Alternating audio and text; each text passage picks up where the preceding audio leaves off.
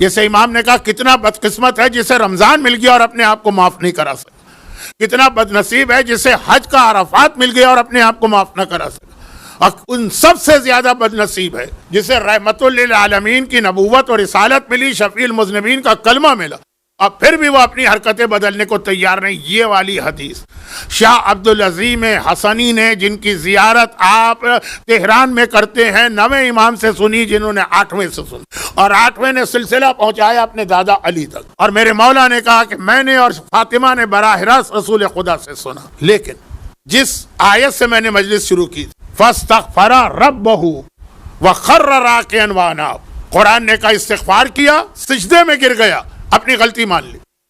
جب تک کہ آدمی زندہ ہے توبہ کا دروازہ کھلا، ہر شب جمعہ آپ کو یہ یاد دلاتا۔ اب یہاں وقت بہت کم رہ گیا ہے، لیکن چونکہ مجھے 7-8 منٹ زیادہ پڑھنے کا موقع مل رہا ہے، کوئی ایسی پابندی نہیں ہے، تو ایک چھوٹی سی بات اور سن لی۔ اب یہ عذاب خدا، لیکن اس سے بچنے کے طریقے بھی ہمیں بتائے گئے۔ اچھا، پہلے ایک بات تو سن لیجیے، ایک اور اس سے ریلیٹڈ بہت اہم بات، اور وہ یہ ہے کہ نجف وادی السلام کا قبرستان، وہاں جو آدمی دفن ہوتا ہے عذاب خدا سے بچ جاتا ہے۔ یہ جو حدیث میں نے ابھی پڑھی ہے بہت پڑھی جاتی ہے، میں نے تو 11 میں سے صرف 7-8 ہی پڑھی ہیں، لیکن پوری 11 بھی پڑھی جاتی ہیں۔ 11 عورتیں، یہی گناہ اگر مرد بھی کر رہا، یہ تو نہیں ہو سکتا ہے نا کہ عورت گانا گا رہی ہے تو اس کو کتا بنا کے بھیجا جائے، اور مرد وہ گانا گا رہا ہے تو اس کو بھی کتا بنایا جائے۔ یہ جتنے گناہ، اب بعض اوقات اس میں لوگ، اب یہ جوک نہیں ہے، یہ مذاق اڑانا ہے، اور قرآن کریم کی ایک آیت ہے نا کہ دنیا میں جو لوگ مذاق اڑا رہے ہیں، آخرت میں پھر صاحبان ایمان بیٹھ کے ان لوگوں کا مذاق اڑائیں گے۔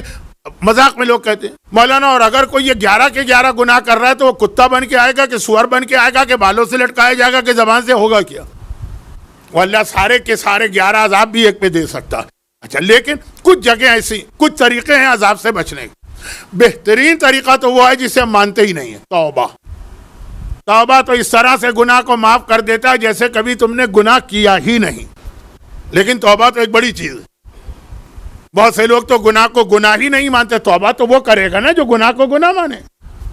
تو پھر اور کچھ طریقے ہیں، مثلا نجف کا وادی السلام، وہ قبرستان ہے جس میں لوگ دفن ہوتے ہیں تو عذاب خدا سے بچ جاتے، بہت مشہور ہے یہ بات۔ لیکن کیا یہ ایسی ہی بات ہے؟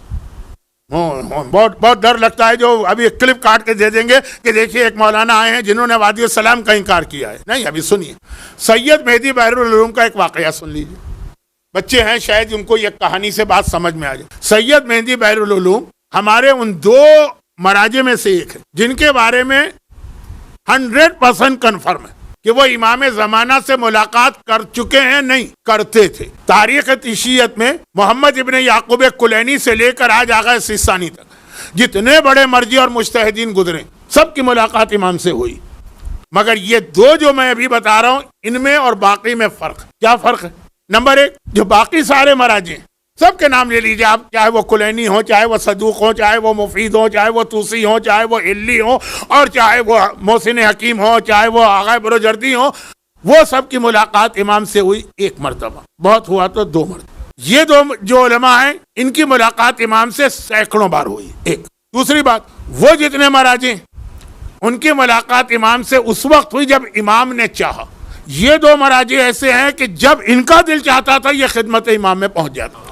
یہ 2 عظیم مرجع۔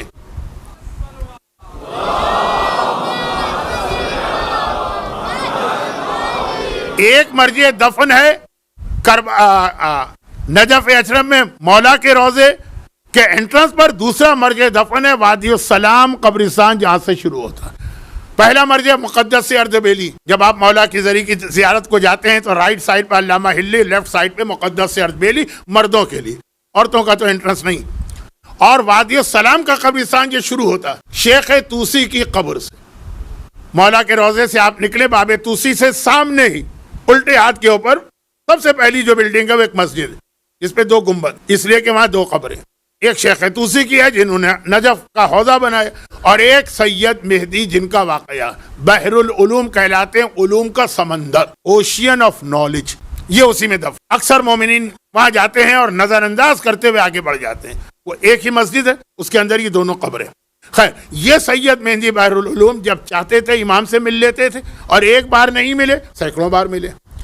یہ بیٹھے ہوئے ہیں مولا کے روزے کے صحن میں درس دے رہے ہیں. اشتہاد کا درس جو ہے نا وہ اسی طرح مسجدوں میں یا مولا کے روزے کے صحن میں ہوتا کہ ایک شخص بہت پریشان آیا اور آنے کے بعد کہنے لگا پرانا زمانہ ہے 12 ہجرہ ان کا سن وفات 1212 یعنی تقریباً 250 سال پہلے.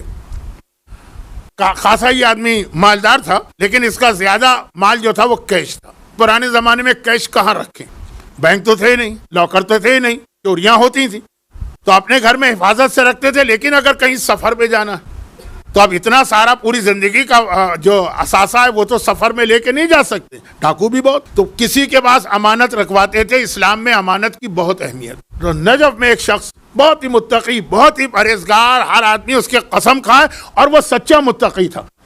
ایسا نہ ہو کہ آپ یہ سمجھیں کہ وہ کوئی جھوٹا یا فراڈیا, سچا وہ لوگوں کی یہ خدمت کرتا تھا. بہت ثواب ہے اس کا, لوگوں کی امانت رکھنے کا ٹائم بالکل نہیں ہے. میں جلدی سے آگے بڑھ رہا ہوں کیونکہ ماتم کرنے والوں کو آج ماتم بھی کرنا ہے, شب جمعہ. خلاصہ یہ ہے کہ وہ کہیں سفر پہ گیا تو اپنے ساری دولت ان کے پاس رکھوا گیا, اس شخص کے پاس, متقی کے پاس. جب واپس آیا پتہ چلا وہ مر گیا. اب مر گیا ہے تو اس کا بھی قصور نہیں. یہ سید مہندی بحر العلوم کے پاس آ کے کہتا ہے کہ میں اس کے گھر گیا, اس کی بوڑھی بہن نے دروازہ کھولا, میں نے اس کو بات بتائی, اس نے کہا ہمارے پاس تو کوئی اطلاع نہیں, جو رقم تم بتا رہے ہم اپنے آپ کو بھی بھیج دیں تب بھی اتنا نہیں دے سکتے. اب وہ بھی اپنی جگہ صحیح ہے, بہن بھی, مرنے والا بھی اپنی جگہ صحیح. کہیں اس نے ایسی جگہ چھپا کے رکھا ہوگا نا کہ گھر والوں کو بھی پتہ نہ چلے, کسی کی بھی نیت بدل سکتی. اور یہ آدمی جس کی ساری دولت لٹ گئی ہے یہ بھی اپنی جگہ صحیح. کہا کہ آپ کوئی طریقہ بتائیے. اب سید مہندی امام سے بھی ملاقات کرتے ہیں. انہوں نے کہا کہ میں خاص دعا تمہیں بتا رہا ہوں, کسی اور کو کبھی نہیں بتانا. یہ دعا ایسی ہے کہ مرنے والے کی قبر پہ جا کے پڑھا, یا کوئی بھی مرنے والا وہ قبر سے نکل کے آ جائے گا اور تمہیں تمہارے جو بھی تم کو پوچھنا ہے تم سے کچھ دیر بات کر لے گا. اب یہ دعا بتائی. نجف میں تو جتنے لوگ مرتے ہیں وہ سب وادی السلام میں دفن ہوتے ہیں, وہ بھی وادی السلام میں دفن تھا, یہ اس کی قبر پہ گئے. قبر تو پتا تھی نا کہ یہ, وہاں جا کے یہ دعا پڑھی تو وہ قبر سے نکلا. لیکن یہ دعا پڑھنے والا جو مظلوم ہے گھبرا گیا, یہ تو کوئی اور آدمی نکل کے آ گیا, یہ اس کی قبر ہے. گھر والوں نے بتایا, خاندان والوں نے بتایا, یہاں وہاں کوئی اور نکلا. بھئی اگر 6 مہینے کے بعد کوئی اور نکلا تو سمجھ میں آتا ہے کہ قبر میں دوسرے مردے دفن ہوتے ہیں. یہ تو ابھی 5 دن پہلے کی بات. گھبرا کے کہا تو کون ہے؟ کہا میں ہلا کا رہنے والا ہوں. ارے ہلا کا رہنے والا یہاں کیسے آ گیا قبر میں؟ کہا جب میں اپنی قبر میں گیا تو وہ فرشتے آئے جن کو میں گھڑی دیکھ رہا ہوں, جن کو ملائکہ نقالہ کہتے ہیں. یہ پورا ایک الگ موضوع, جن کا کام ہے میتوں کو مرنے کے بعد منتقل کرنا. وہ آئے اور آنے کے بعد کہا کہ تو ہلا والے سے, تو اتنا نیک آدمی ہے کہ اگرچہ تو ہلا میں دفن ہوا مگر تیرا رتبہ ہے کہ تجھے وادی السلام میں پہنچایا جائے, ہم تمہیں لینے آئے. یہ کہے کہ مجھے لا کے اس قبر میں سلائے. تو کہا کہ اس قبر میں کوئی تھا پہلے سے؟ کہا نہیں, خالی قبر. اب یہ آدمی واپس آ گیا علامہ مہدی بحر العلوم کے پاس. کہا کہ یہ آپ نے دعا بتائی, قبر تک گیا, مردہ نکلا مگر کوئی اور ہی نکلا, اور وہ دفن ہلا میں ہوا تھا. انہوں نے کہا اچھا اب ایک کام کرو, وہ جو آدمی جو تھا جس نے اپنا انٹروڈکشن کرا, اب ہلا جا کے اس کی قبر پہ ہی دعا پڑھو, شاید کچھ پتہ چل جائے. چنانچہ یہ ہلا گیا. اب نجف اور ہلا کتنا فاصلہ ہے, وہ پہنچ گیا وہاں. اور جو قبر اس نے بتائی تھی مرنے والے نے, اس کی قبر پہ جا کے دعا پڑھی تو قبر سے وہی آدمی نکل آیا جس کے پاس امانت رکھوائی تھی نجف والے. اب دیکھا ہاں یہ آگے گھبرا کے پوچھا کہ تم یہاں کیسے؟ کہا کہ میں اللہ سے ایک ہی دعا کر رہا تھا کہ خدا بندہ کسی کو بھیج دے جو میرے مسئلے کو دور کرے. مجھ پر سخت ترین عذاب آ رہا تھا جب میں وادی السلام میں دفن ہوا. فرشتے آ گئے, کہا کہ اس کو عذاب دینا, اور وادی السلام میں عذاب آ نہیں سکتا تو اس کو یہاں سے ہلا بھیجو, اور ہلا میں اتنا متقی مومن ہے اس پر عذاب نہیں آنا چاہیے, اس کو وہاں سے یہاں لے کے آؤ. میں بہت مختصر کر رہا ہوں واقعے کو کیونکہ اصل چیز پیغام. کہا تو اتنا نیک, اتنا متقی, لوگوں کی امانت رکھنے والا, لوگوں کو سروس دینے والا, یہ کیا ہوا؟ کہا مسئلہ جو ہے وہ میری بہن کا, وہ بہن نہیں جو بوڑھی بہن تھی, جو میری چھوٹی بہن, اس کی وجہ سے اس عذاب میں مبتلا ہوں. اب یہ آدمی نے کہا کہ اچھا, سید مہندی نے کہا تھا کہ زیادہ وقت نہیں ملے گا اس دعا کے بعد. تو اب اس نے کہا مسئلہ چھوڑو, یہ بتاؤ میری امانت کہاں ہے؟ اس نے بتایا ہاں وہ فلاں جگہ زمین کھود کے میں نے دفن کیے, جا کے وہاں سے لے لو. وقت تو تھا نہیں تو اس لیے بہن کے مسئلے میں گیا نہیں, اپنی امانت اور فوراً قبر بند، وہ واپس چلا گیا، یہ واپس آتا ہے۔ پہلے تو اپنی امانت زمین کھودی مل گئی، پھر سید مہندی کے پاس آیا، مرج وقت ہیں، عظیم ترین مراجع میں سے ایک ہیں، وہ اپنی جگہ سے کھڑے ہوئے، کہا چلو اس کے گھر میں جا کے اس کی بہن سے بات کرتے ہیں، اس کا عذاب بیچارے کا دور کروائیں۔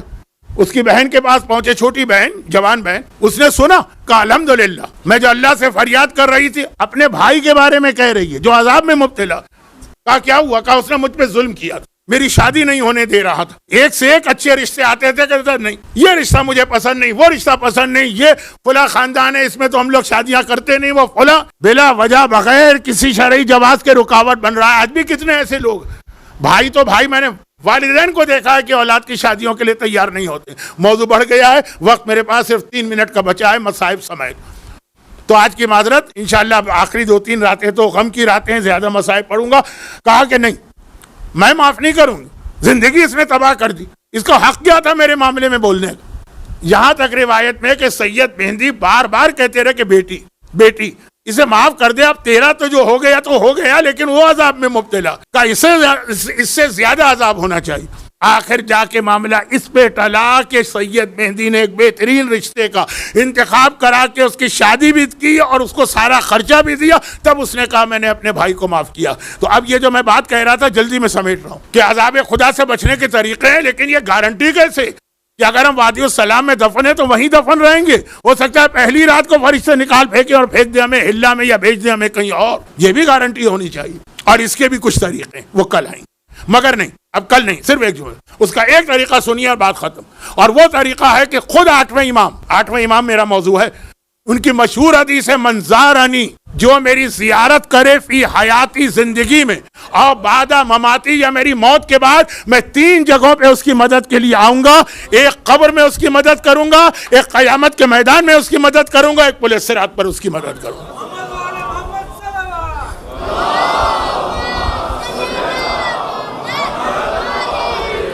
یہ 8ویں کی زیارت، ایک جملہ کہہ رہا ہوں، یہ بہت زیادہ ریسرچ والا جملہ نہیں، لیکن زیارت ہر امام معصوم کی ثواب لاتی ہے، بہت فضیلتیں، پوری کتابیں ہیں، خود کامل الزیارات میں دیکھ لیجئے، رسول خدا سے لے کے 11ویں امام تک کی زیارت کی فضیلتیں۔